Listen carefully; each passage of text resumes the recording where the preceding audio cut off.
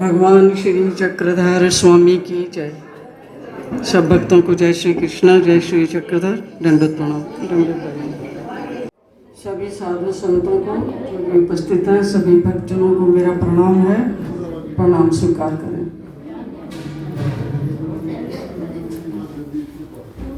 तो आज के इस मंगल अवसर पर, मंगल अवसर पता है इसको क्यों कहते हैं? जब सारे भगवान के भक्त भगवान के दरबार में आते हैं तो वो अवसर मंगल अवसर होता है। मंगल अवसर कल्याणकारी अवसर होता है, सबका कल्याण करने वाला होता है। और परमेश्वर तो सभी जीवों का कल्याण करने वाले हैं और चाहने वाले हैं। और कोई भी ऐसा यहाँ नहीं है जो हमें निष्कपट भाव से प्रेम करता हो और हमारा कल्याण चाहता हो। इन सारे जीवों में आप कह सकते हैं कि जैसे आपकी माता को आपसे ज़्यादा, सबसे ज़्यादा प्रेम होता है, लेकिन माता का प्रेम भी केवल इसी जन्म का है। वो आपको सिर्फ इसी जन्म से जानती है, उसको आपके पिछले किसी भी जन्म का कुछ इल्म नहीं है। लेकिन परमेश्वर जो है, परमेश्वर का जो प्रेम हमारे प्रति है वो हजारों माताओं के प्रेम से भी ज़्यादा है। क्योंकि माता कितना भी चाहे वो अपनी संतान का कल्याण नहीं कर सकती। वो उसको सुख सुविधा दे सकती है, रोटी कपड़ा दे सकती है, पढ़ा सकती है, अच्छे घर में शादी कर सकती है, मकान बना के दे सकती है, लड़के हैं तो व्यापार दे सकती है। उसको बेचारे को खुद ही नहीं पता कि आप हैं कौन, तो वो आपका कल्याण कर सकेगी? इसलिए माता पिता का सम्मान करना चाहिए, क्योंकि माता पिता हमें इस सृष्टि में लाते हैं, है ना। हम उनके ऋणी हैं कि हमारा शरीर जो है उसमें उनका योगदान है। बाकी उसके अलावा कल्याण के लिए हम कहाँ देखते हैं? जब थोड़ी बहुत समझ आती है तो पहले माता पिता की करते हैं हम भक्ति, यानी कि उनके प्रति हमारी निष्ठा होती है। भक्ति का दूसरा नाम है प्रेम। प्रेम करते हो ना माता पिता से, सभी करते हैं, और माता पिता भी अपने संतान से करते हैं। तो यही हमारे पहले गुरु होते हैं। उसके बाद जब थोड़ा हमें समझ आ जाती है तो फिर हम कुछ और देखते हैं, ढूंढते हैं। सभी लोग कहते हैं कि गुरु करना चाहिए, गुरु होना चाहिए, गुरु के बगैर गति नहीं है। तो कोई भी गुरु जो हमें मिल जाता है हम उसको गुरु धारण कर लेते हैं। मतलब आप विचार करो कि क्या हमारे अंदर ऐसी अवस्था में बुद्धि होती है कि हम ये परख कर सके कि ये गुरु क्या ऐसा है जो मुझे परमेश्वर के साथ मिला के मेरी आत्मा का कल्याण करेगा? क्या हमें इतनी बुद्धि होती है? जब हम नाम लेते हैं तो होती है क्या? कुछ भी नहीं होती। इसी वजह से जो भी घर के लोग हमें जो भी कहते हैं ना, इनका ले लो, कोई खोली वाले बाबा हैं उनका ले लो, कोई और बाबा हैं उनका ले लो, कोई इधर वाले हैं उनका ले लो। गुरु तो सब एक ही होते हैं, इधर ले लो उधर ले लो। तो यही बेचारे सब लोग कर रहे हैं, किसी को कुछ पता ही नहीं है। गुरु का भी आपके प्रति प्रेम होता है, पर देखना ये है, भगवान ने बताया कि गुरु जो है ऐसा करना चाहिए जो आपकी आत्मा का कल्याण कर सके। वो तो हमें समझ आता नहीं, भटकते हैं, इधर उधर भटकते हैं। फिर वो घर वाले जो भी परंपरा से कर रहे थे भक्ति, किसी ने कोई माता रानी की कर रहा है, कोई शिव जी के कर रहा है, कोई गणपति जी की कर रहा है, कोई किसी की कर रहा है, कोई किसी की कर रहा है। और बेचारों को पता ही नहीं है कि ईश्वर कहलाने योग्य है कौन, करनी किसकी है, यही नहीं पता। इसी में जो है 10, 20, 25, 50 साल गुजर जाते हैं, तब जाके पता लगता है अरे ये तो कोई देवता भी होते हैं, है ना। लेकिन जो देवता भक्त हैं वो अपने इष्ट को देवता थोड़ी मानते हैं। जो शिव जी के भक्त हैं वो क्या कहते हैं? हम शिव जी भगवान की भक्ति करते हैं, मैं शिव जी का भक्त हूँ। माता रानी वाले माता रानी जी को जो है वो कहते हैं कि माता रानी मेरी इष्ट है, वो भगवान है, वो मेरी सारी चीज़ें पूरी करती है। ऐसे कोई हनुमान देव जी की कर रहे हैं, कोई किसी की कर रहे हैं, वो पितरों की कर रहे हैं। ये जो करते हो ना, श्राद्ध वगैरह करते हो और बरसी करते हो, इसका लाभ किसको मिलता है? तुम्हारे पितरों को मिल रहा है जी, पितरों को मिल रहा है, पितरों को मिल रहा है लाभ। ये सारा लाभ भगवान की ब्रह्म विद्या इस चीज़ को क्लियर करती है कि जो लोग पितर हमारे चले गए हैं, उनके अंदर जो भी कोई क्रिया आपने करनी है, गीता पढ़नी है, ब्रह्म विद्या पढ़नी है, कुछ साधु संतों को कुछ देना है, कुछ धार्मिक क्रियाएं करनी हैं, वो सारी 10 दिन के अंदर अंदर हो जानी चाहिए। क्यों हो जानी 10 दिन के अंदर अंदर? क्योंकि उसके बाद जो आया है उसको जाना है, और जगह है वो आने के लिए तैयार है। 10 दिन के बाद में उसका नया जन्म हो जाता है। तो उसकी कोई भी क्रिया जो है उसका फल अब नया शरीर उसको मिल गया, वो तो अब आ गया सृष्टि में, उसको थोड़ी कुछ मिलेगा अब। मिलता होता तो यहाँ छोटी उम्र के जो बच्चे बैठेंगे, छोटा बच्चा बैठा है, एक दो 3 साल का होगा, ये भी तो बेचारा कहीं खुशोट होकर कहीं मरा होगा, तभी तो छोटा बालक बन के आया ना यहाँ। तो इसको कोई आ रहा है, कोई पैकेज आ रहा है वहाँ से, कोई गद्दी, कोई तकिए, कोई रजाइयाँ, कोई खीर के पात्र आ रहा है इसको कुछ? पर इसकी नई क्रिया शुरू हो गई, इसका नया जन्म है, इसकी नई क्रिया है, इसकी नई आइडेंटिफिकेशन है, तो वो उस हिसाब से काम कर रहा है। लेकिन हम लोग फिर भी अज्ञानतावश लगे रहते हैं उसमें, बरसियाँ मनाते रहते हैं, 1 2 3 4 5 10 20 50 उसी में लगे हुए। अपनी संतानों को भी सिखा जाते हैं, भैया हमारे जाने के बाद वो उधर उसमें टांग के, और जो भी नई बहू आएगी उसको मत्था टिकाना और मनाना बरसियाँ, इसी में लगे पड़े। तो श्री कृष्ण भगवान ने इस वेद को खोला है कि 4 प्रकार की भक्ति इस दुनिया में हो रही है। उसमें जीवों की भक्ति हो रही है,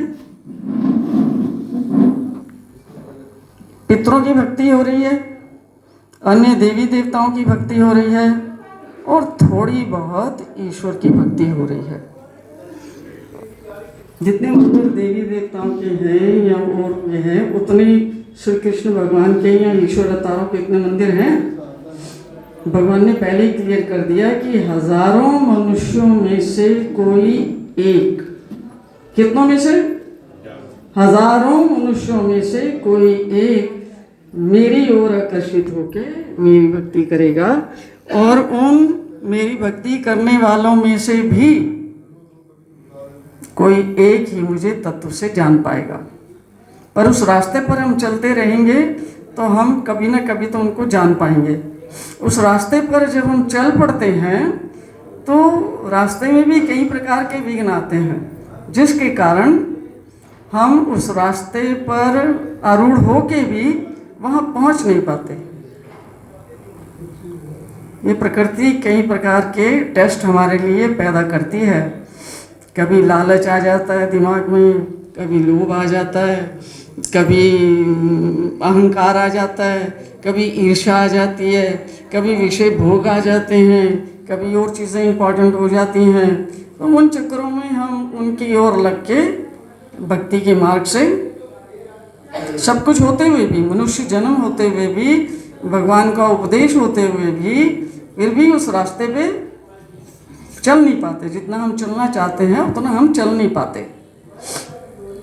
तो हजारों मनुष्यों में से कोई एक, भगवान कहते हैं, मेरी तरफ आकर्षित होकर मेरी तरफ आता है। और उसमें भी स्टेजेस हैं। एकदम आप जो है ना, जैसे आपको एमए की डिग्री चाहिए तो आप एकदम तो एमए की डिग्री नहीं ले सकते ना कहीं आपको भर्ती करनी पड़ेगी। किसी स्कूल में जाना पड़ेगा, हाई स्कूल लेना पड़ेगा, फिर कॉलेज करना पड़ेगा, फिर कुछ करना पड़ेगा, फिर आप कहीं क्वालिफाइड होंगे। तो ईश्वर की भक्ति के लिए कुछ लोग आकर्षित होते हैं, और अधिकतर लोग जो हैं उनकी स्वयं की जो प्रवृत्ति है राजस और तामस होने के कारण वो देवी देवताओं की भक्ति में लगते हैं। और अधिकतर देवी देवता सभी राजस और तामस हैं। हर व्यक्ति जैसे उसकी अपनी मनोवृत्तियां हैं उसके हिसाब से अपना इष्ट चुनता है। समझ? इस चुनने का मतलब है कि उसी ओर आपका आकर्षण हो जाता है। आपको कोई कहे ना कहे उसी तरफ आपका आकर्षण हो जाता है। और हमारी राजस्थान जो प्रवृत्तियां हैं उनके कारण ही हमारे अंदर अनेक प्रकार की इच्छाएं हैं। और जितनी आपकी इच्छाएं हैं उनको पूर्ति करने के लिए अधिकतर लोग देवी देवताओं की भक्ति करते हैं, क्योंकि उनका पूरा एक कर्मकांड का विधान बना हुआ है कि पुत्र चाहिए तो ये करो, पुत्री चाहिए तो ये करो, बहू चाहिए तो ये करो, मकान चाहिए तो ये करो, कुछ और चाहिए तो ये करो। मकान बनाना है तो वो गिरिराज जी पे जाके उधर ईंटें रख के कुछ घोंसला बनाओ या क्या करो, यही करते रहते हैं। तो ये सारी जो है इसको आप भक्ति थोड़ी कहेंगे, ये तो एक प्रकार का व्यापार है कि आपका कॉन्ट्रैक्ट है कि जो है अपने देव से कहते हैं कि तुम हमारा ये कर दो और हम क्या करेंगे। मैं जो है ना मंदिर में आके 500 रुपये का प्रसाद चढ़ाऊँगा, काम है उनका लाखों का करोड़ों का, और प्रसाद कितना चढ़ाएंगे? 501 रुपये का प्रसाद। तो समझे ना, तो हम सब लोग वहीं से आए हैं। और अभी भी जो है ऐसे भी लोग हैं कि नाम तो ले लेते हैं श्री कृष्ण का, लेकिन कर्मकांड किसका करते हैं? नवरात्रे भी रखेंगे, कुछ ये चीज़ें भी रखेंगे। होता क्या है कि हमारे दिल में एक डर बैठा हुआ है कि जिन देवी देवताओं की हम भक्ति करते थे, अगर हमने उनकी भक्ति छोड़ दी तो उनका प्रकोप हमारे ऊपर आएगा। इतनी भी समझ हम उस समय नहीं रखते कि जो ईश्वर है वो सारे देवी देवताओं का स्वामी है। वो जो सबसे बड़ी देवता है चैतन्य देवता, जो सारे देवताओं की परमात्मा कही जाती है, सारे देवी देवता उसके अधीन रहते हैं। और वो जो माया है वो ईश्वर की ऐसी आज्ञाकारिणी सेविका है। हमें इस चीज़ का पता ही नहीं। हम कहते नहीं उनका हमने नवरात्रे रखे थे अब नहीं रख रहे, ओ मेरा बच्चा बीमार हो गया। हम नवरात्रे रखते थे पहले और हमने कुछ नहीं किया, वो उसके घर में चोरी हो गई, ये कुछ और हो गया। वो सारी चीज़ों को कहाँ कनेक्ट करते हैं? कहाँ करते हो कि वो किए नहीं ना उनके। वो देवी देवताओं के बारे में भगवान गीता में भी बताते हैं और ब्रह्म विद्या में भी बताया है कि देवी देवता रुष्ट भी होते हैं, नाराज भी होते हैं और कष्टदायक भी है उनकी भक्ति, क्योंकि उनके बड़े तगड़े नियम हैं। नियम तो तुम्हें कुछ पता नहीं किसी भी चीज़ का, पुजारी को पता है सारे। राम मंदिर के पुजारी के पास चले जाओ, इधर शिव मंदिर के पुजारी के पास चले जाओ, इसके पास चले, पुजारी भी नहीं जानते, वो भी नहीं जानते, वो भी नहीं जानते। वो भरने के लिए कुछ भी बता देंगे। हमारे साथ एक लड़का जाता है भजन कीर्तन में, वो कह रहा है मुझे जल्दी जल्दी छोड़ दो, मैंने जाना है। मैंने क्या करना है? कह रहा मैंने मंत्र पढ़ने जाके। मैं पागल, तुझे एक भी मंत्र खुद पता है? कह रहा नहीं वो किताब है ना उसमें बोलता रहे, इनको क्या पता, ये तो पागल हैं। और ये कह रहे कि ये तो पागल है, इनको थोड़ी पता मैं क्या पढ़ रहा हूँ। और कह रहे मैंने क्या देते थे? कह रहे कभी 15 दे देते हैं 1000, या कभी 51 दे देते हैं, कभी 31 दे देते हैं, तो ये काम चल रहा है। तब हमें क्या खाक पता है उनके बारे में कि उनको देवी को कौन सा रंग चाहिए, कौन सा उनको कोई और चाहिए, उनको वस्त्र कौन सा लगता है, उनका कलर कौन सा है, उनका फूल कौन सा है, उनका समय कौन सा है, उनकी क्या चीज़ से प्रसन्न होते हैं, पता है क्या तुम्हें? ये कुछ भी नहीं पता। तो जाते हो वहाँ उनकी भक्ति करते हो, वो डर के कारण कि अभी कहीं कुछ अनिष्ट ना हो जाए, अनिष्ट की संभावना। तो उस समय दिमाग में ये रखना चाहिए कि मेरा परमेश्वर जो है वो सबसे श्रेष्ठ है।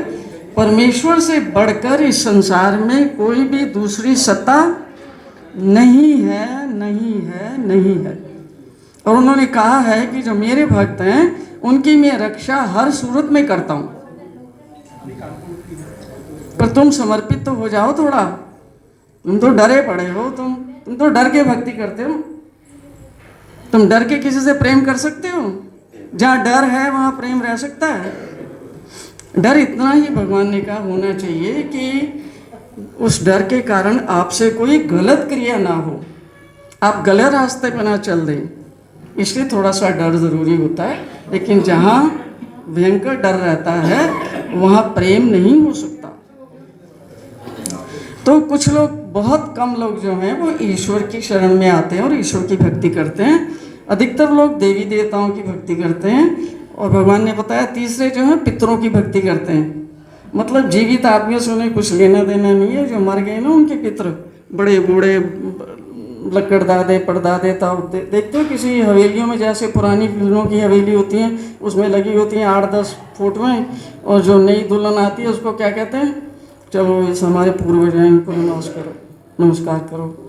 तो पूर्वजों का आदर करना चाहिए, क्योंकि हमारे पूर्वज अगर हैं उनके कारण ही हम हैं, उनका आदर करना चाहिए, उनका सम्मान करना चाहिए।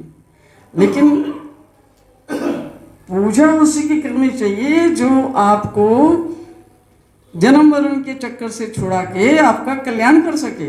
यहाँ भी आप 4 दिन सुख से रहें और आगे भी आपको जो ये जीवन है इससे बढ़िया जीवन की प्राप्ति हो, और आप निरंतर अपने आत्म कल्याण के रास्ते पर चलते रहें। भक्ति उसकी करनी है।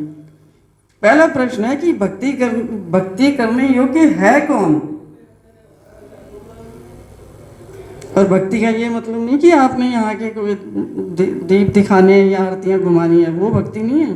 भक्ति वहाँ जहाँ तुम्हारा दिल लगा हुआ है, तुम्हारे दिल में क्या है, किसको महत्व देते हो अपनी ज़िंदगी में, वो उसी की भक्ति हो रही है। अपने आप को देखो, सारा दिन क्या बातें करते हो, मेरा बेटा मेरी बेटी, मेरा बेटा मेरी बेटी, नहीं करते? अब जो बुजुर्ग हो गए, मेरा पोता मेरी नाती, मेरा पोता मेरी नाती। वह पुरुष हैं अपने व्यापार की बात करेंगे, कोई पॉलिटिक्स की बात करेगा, कोई इसकी बात करेगा, है ना? तो दिमाग में जो चल रहा है, जो आपकी प्री ऑक्यूपेशन है, जहाँ जहाँ पर आपका मन और बुद्धि लगा हुआ है उसी की ही भक्ति हो रही है। नाम आप किसी का भी ले लो, भक्ति किसकी हो रही है? भक्ति उसी की हो रही है जिसमें आपकी डिवोशन जा रही है, जो आपका जीवन चला रहा है, जिसमें आपके 24 घंटों में से 10, 12, 15 घंटे जा रहे हैं ना, बस उसी की भक्ति हो रही है। तो पितरों की भक्ति करते हैं, जीवों की भक्ति, पितरों की भक्ति, देवी देवताओं की भक्ति और ईश्वर की भक्ति। और भक्ति को समझना इसलिए ज़रूरी है कि जैसी भक्ति है वैसी ही आपको प्राप्ति होने वाली है। संतानों की भक्ति करोगे, माता पिता की भक्ति करोगे, कुछ ना कुछ तो जरूर मिलेगा। उनकी जो ज़मीन जायदाद है वो आपके नाम कर देंगे, बैंक बैलेंस आपके नाम कर देंगे, इतना ही कर सकते हैं ना।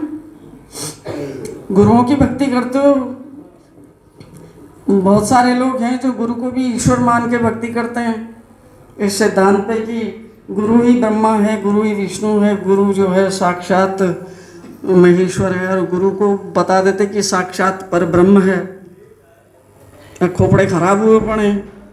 अब गुरु के लक्षण देखते हैं कि वो अपना इलाज कराने के लिए अमेरिका जा रहा है। रवि कैसे गुरु तुम्हारा? इलाज कराने के लिए अमेरिका जा रहा है, इलाज कराने के लिए कहीं और जा रहा है, चश्मा उसको लगा हुआ है, लेटरिन दस्त उसको आते हैं। ये भगवान के लक्षण है क्या?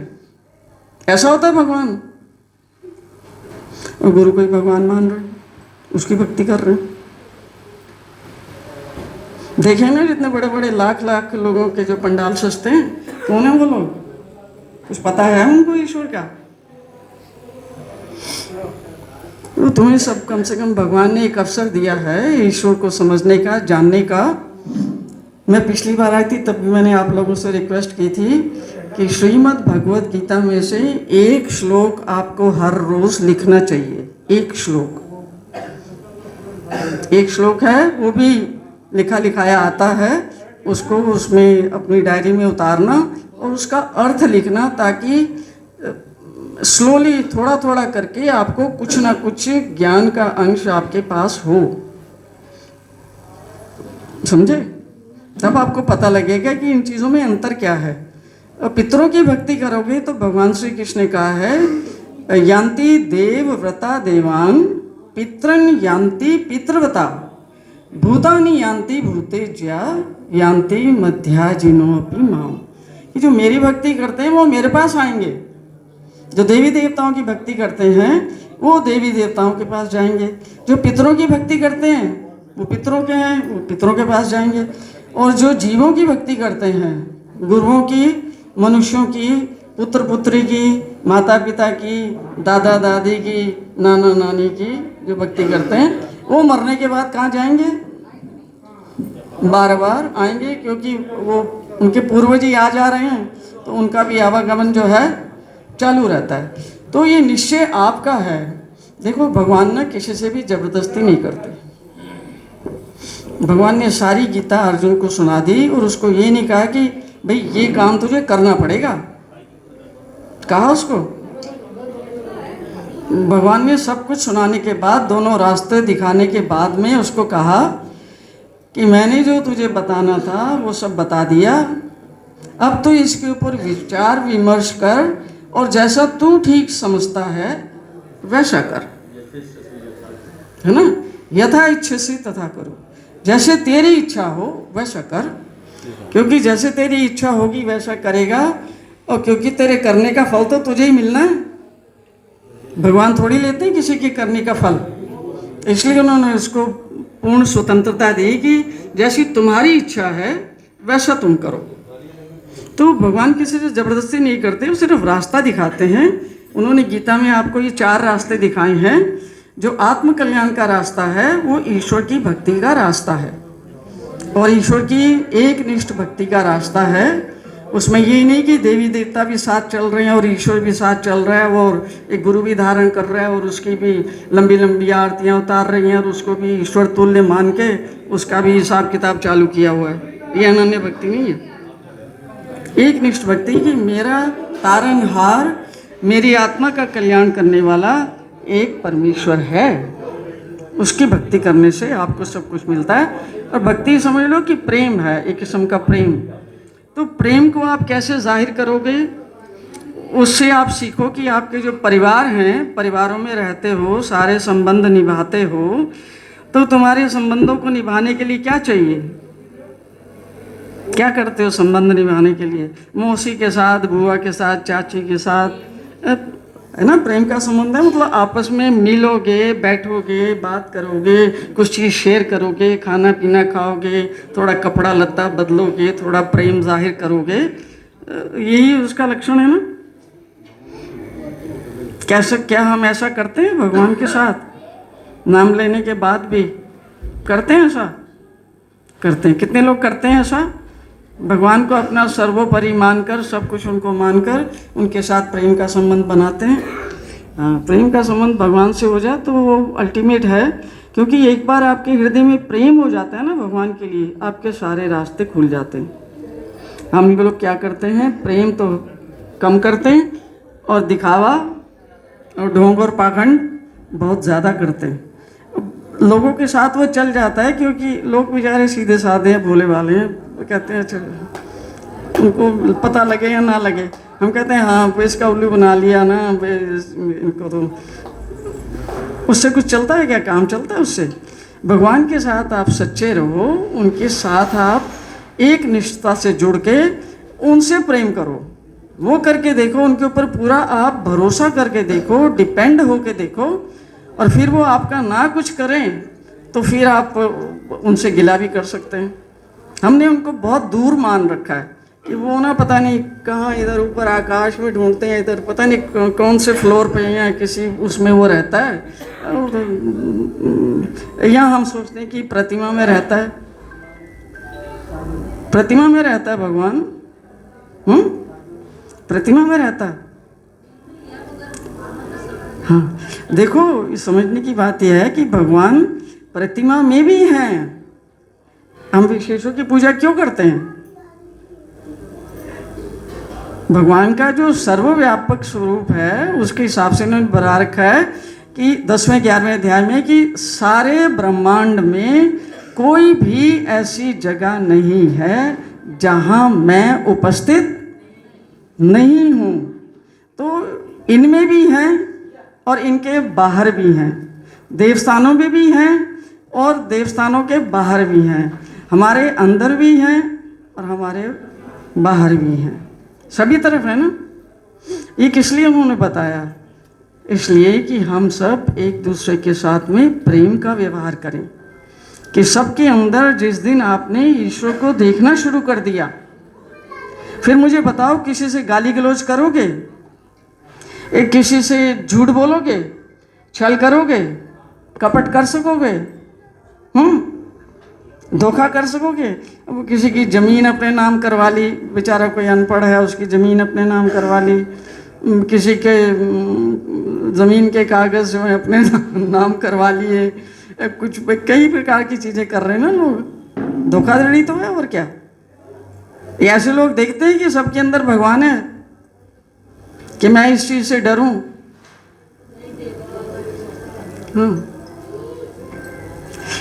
भगवान ने बताया, देखो कि सारी दुनिया, सारी सृष्टि की रचना ईश्वर की आज्ञा से होती है। करने वाले उसके सेवक हैं, कर्मचारी हैं, वो करते हैं अपना काम। लेकिन भगवान की अध्यक्षता में सारी सृष्टि की रचना होती है। अब जब रचना करने वाला एक है तो हमारा सबका आपस में क्या संबंध है? हम सब कौन हुए? उन्हीं की संतान है ना, उन्हीं की आज्ञा से यहाँ लाए गए ना।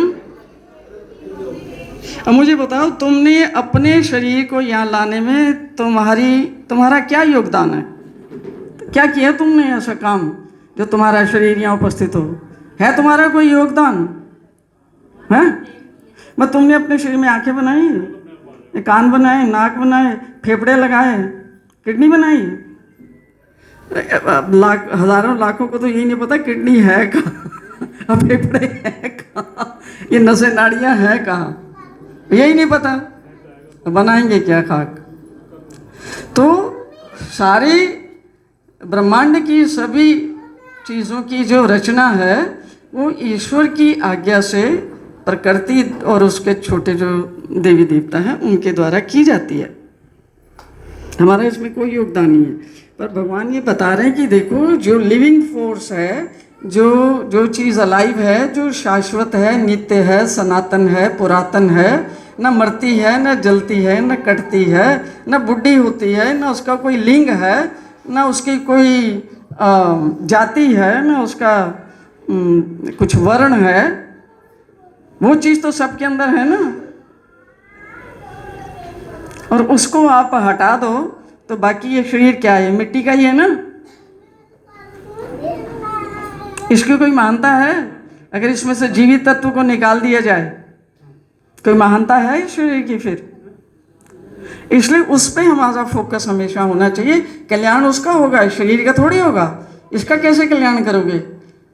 ये तो यहाँ की मिट्टी है, ये तो यहीं रहेगी।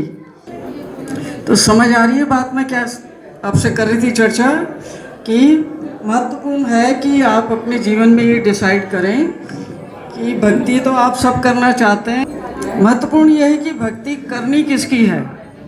ठीक है, सबसे कल्याणकारी जो रास्ता है, जो श्री कृष्ण भगवान ने बताया है, वो ईश्वर की भक्ति का रास्ता है। और ईश्वर की भक्ति सबसे सिंपल है।